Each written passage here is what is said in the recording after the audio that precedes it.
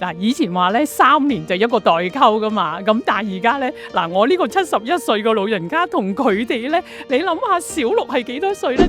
最多係12歲到啊，咁所以同佢哋一齊咧，大家相差差唔多半個世紀喎。咁我哋就話咧，就設計一個社區。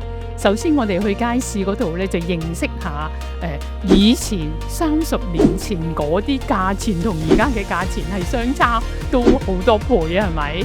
咁然之後咧，佢就認識我哋長者係以前生活喺50、60年代啦。